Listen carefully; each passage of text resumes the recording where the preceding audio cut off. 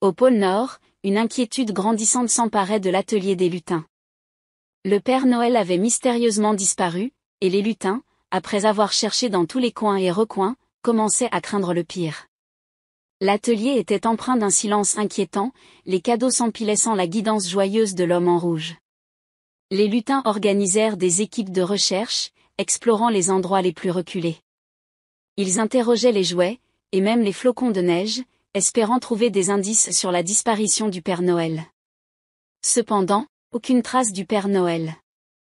Alors que l'inquiétude atteignait son paroxysme, l'un des lutins, appelé Félix, se précipita vers l'étable des rennes et découvrit avec horreur que le traîneau du Père Noël avait également disparu. Une onde de panique se propagea parmi les lutins.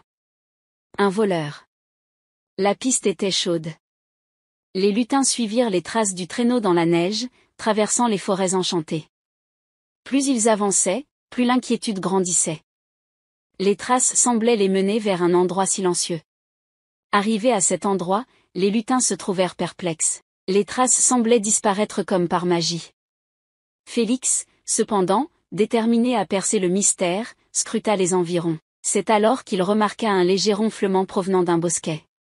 Avec prudence, il s'approcha et découvrit le Père Noël, paisiblement endormi dans son traîneau. Un soupir collectif de soulagement s'échappa des lutins.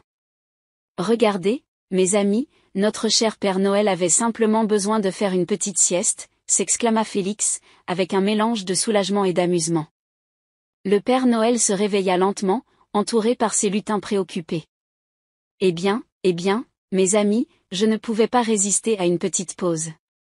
Même le Père Noël a besoin de repos de temps en temps, n'est-ce pas ?» dit-il, frottant ses yeux ensommeillés avec un sourire malicieux.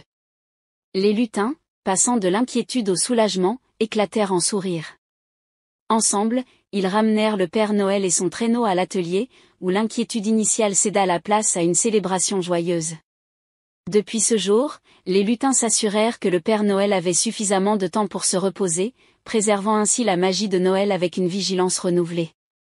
Et ainsi, l'histoire de la mystérieuse disparition temporaire du Père Noël devint une anecdote chèrement racontée à chaque veille de Noël.